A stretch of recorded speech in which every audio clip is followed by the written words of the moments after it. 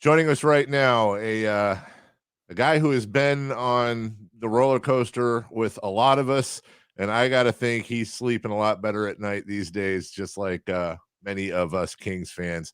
The chairman of your Sacramento Kings, Vivek Ranadivé. Vivek, it's Dave. Hello. Hey Dave, how are you doing?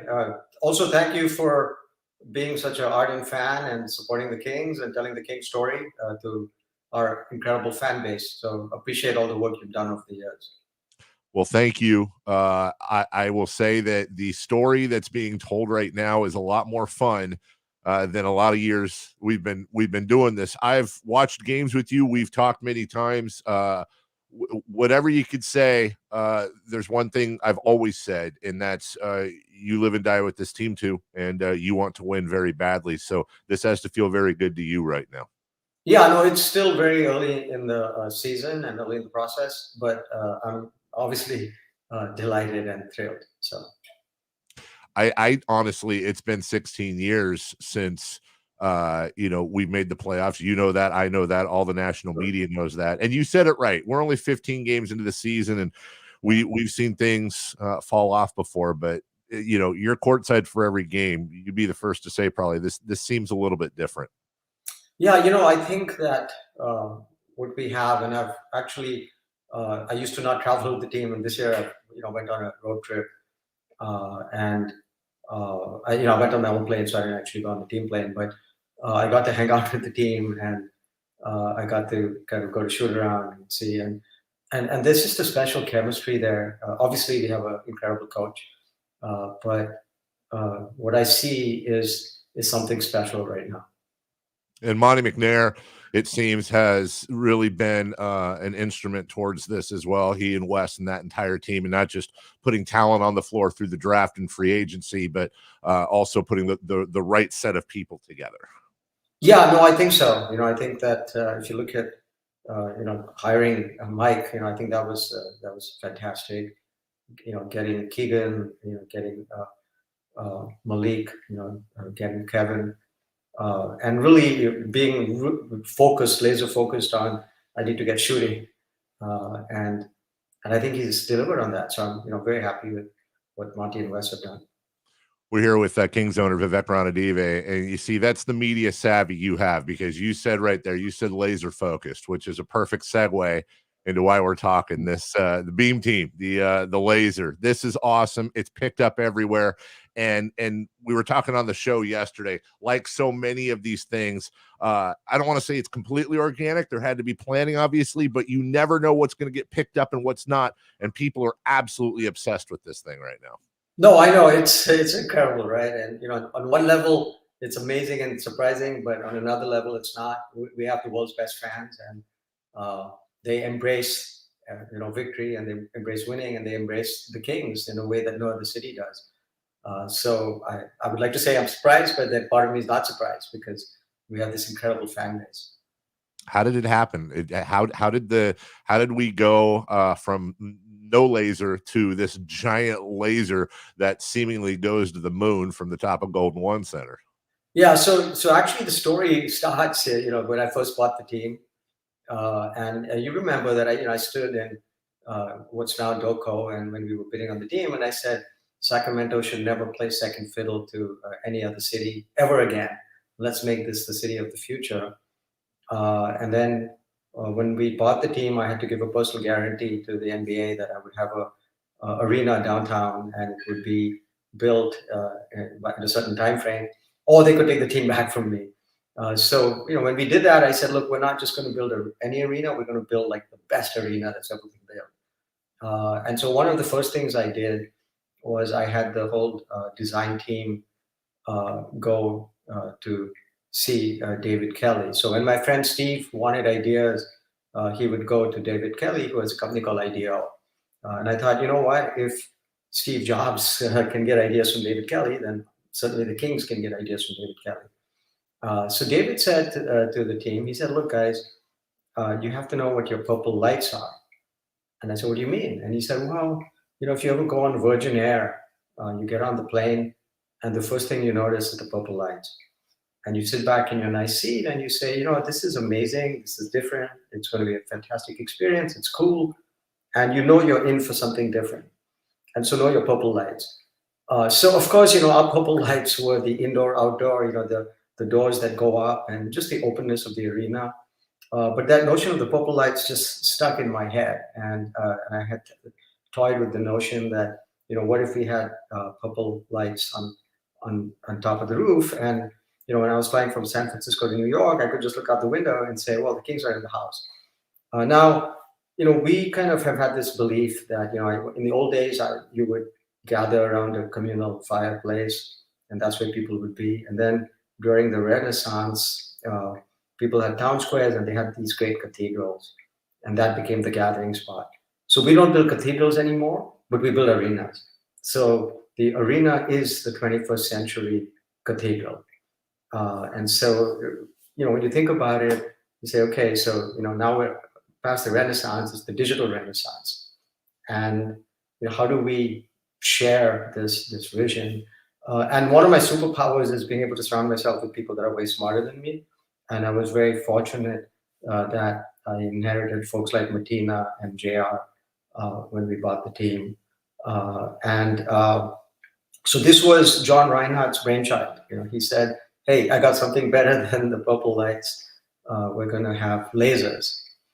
So we have these 4 lasers that shoot further up than the human eye can see. And, I want to be able to, again, look out the window and the FIA has to clear that we can actually shoot those lights up, because when planes are going, they can see it. So we have to actually shut them down at midnight. But that's kind of the genesis, and so it's John Reinhardt. That's his kind of brainchild.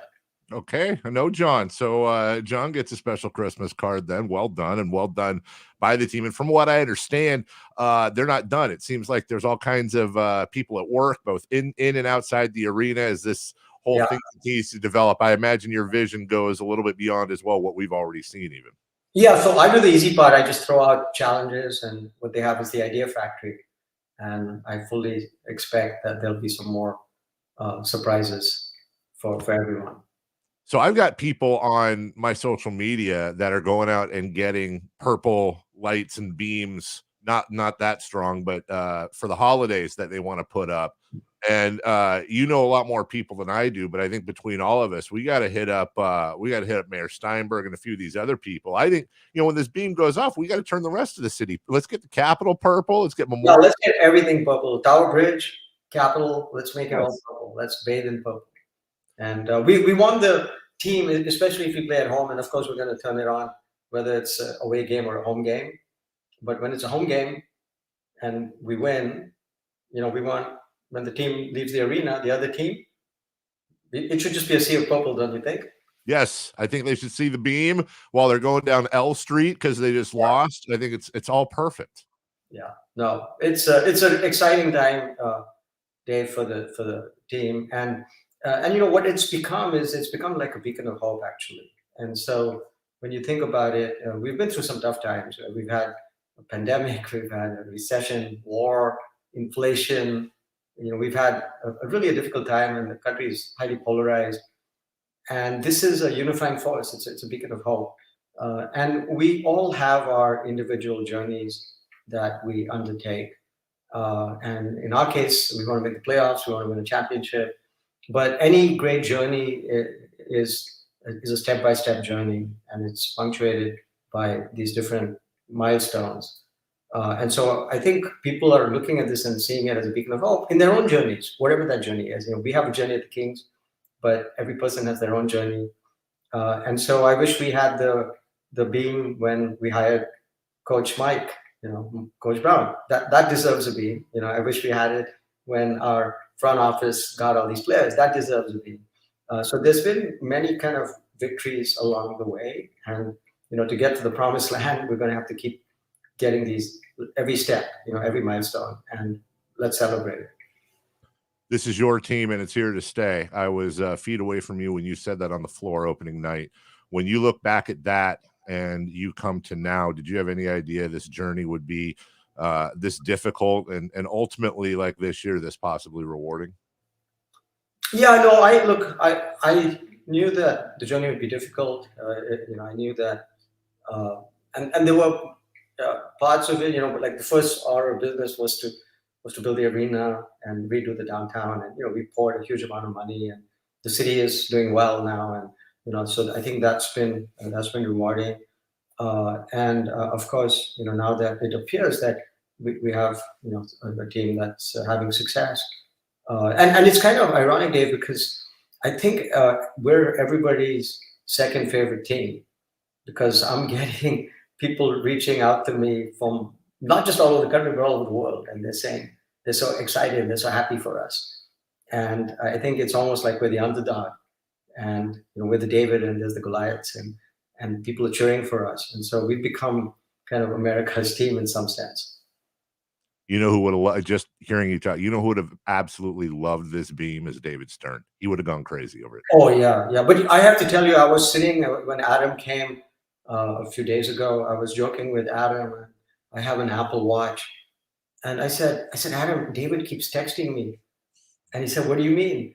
And I said, "Well, look, this arena is so loud that there's this feature on the Apple Watch that says it's too loud." And when we broke the record and we became the loudest arena in the world, I got a call, and it was David Stern, and I thought he was going to congratulate me. And let's just say that David was known for using colorful language. So I got like a whole stream of very colorful language. And he said, "What the hell are you doing? You're going to make everybody deaf. The kids. Are you not thinking about the kids?" And he just like cursed me and cursed me and cursed me. So the other day I'm sitting with Adam, and my watch keeps going off, and I'm like, "David, look, David keeps texting me." I can only sit here and imagine now. You got me thinking because you're right. There is a whole side of not just his humor, but his temper that a lot of people, luckily, in some cases, never had to experience. Now I'm wondering, would he have loved the beam or would he? No, he would love it. Okay. He would definitely love it.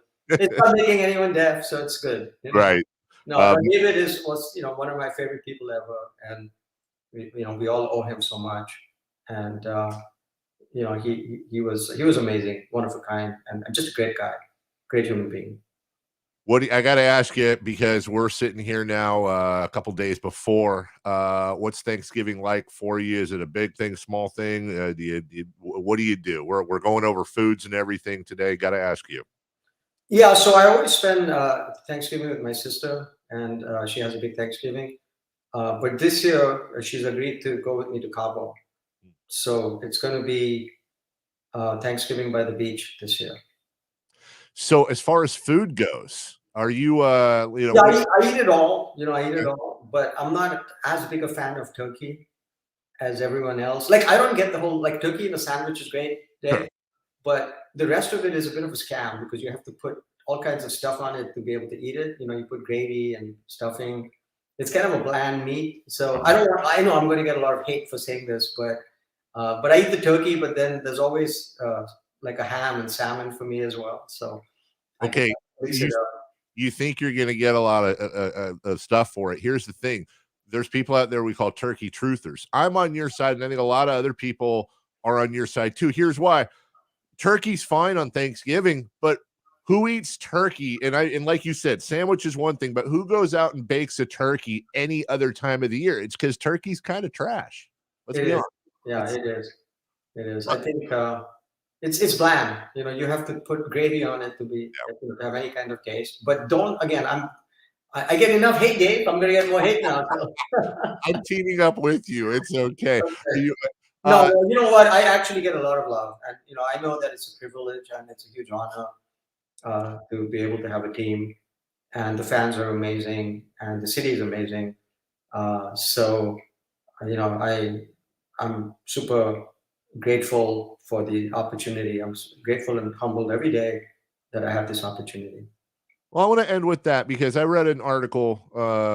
You did an article a couple weeks ago here locally, and I remember you saying something, and I'm going to mess it up, but it was something like, "I own the team. I'm a big boy." It was about criticism, and you have gotten a lot of criticism. I've criticized you. There's been a ton of criticism there, and everyone's human. I'm not saying you did or didn't deserve it. I'm saying you got a lot of criticism, including from people like me. Did it take you a while to be able to, I would take it personally. I'm just saying I would. Did it take you a while to get there? Do you still? How does it go with that? Yeah, no, I think that, basically the fact that we get all this criticism, to me, that represents passion. And I love it. I mean, you're passionate. That means that you care. And as a team owner, what's the number one thing I want? I want people to care. And so, yeah, we need to be better. And look, we inherited a difficult situation. We had some bad luck, and then we made mistakes. So really, we have to learn and get better and learn from those mistakes. And so, to me, it just shows that people care. It shows passion. It shows you care. And look, I care. So I think it's part of what there's so much good that comes from it, and we've done a lot of good with it. We've had a real impact, and so you always take kind of some solace from the good that you've done, and then everything else. That's if you want to be one of the few owners in the world, then you got to wear your big boy pants and deal with that. Well, we've always said, even when criticizing you and the team, that off the court, you make the playoffs every year. The team has done phenomenal things in the community and off the court. Everything that we talked about when we said bigger than basketball, when we were all fighting for the team. And now on the court, knock on wood, as we approach Thanksgiving, it seems that's coming around, and nobody deserves it more than these fans, the most passionate. Absolutely. No, I agree. Like I just so desperately want to have success. Not even for myself, but for you guys, and for the city, for the fans, for you. So I think we have a great group in the front office and the coaching staff that I think we have the right team in place to hopefully get there. Well, keep it up. It's been too long since we've talked. Always enjoy our chats. Enjoy Cabo. Enjoy the ham and the salmon and covering up your turkey like many of us do. Right. And continued success, Vivek, and happy holidays to you and your family. Well, same to you, sir. Same to you. Thank you. That's Vivek Ranadivé, owner, chairman of your Sacramento Kings, and we will be right back.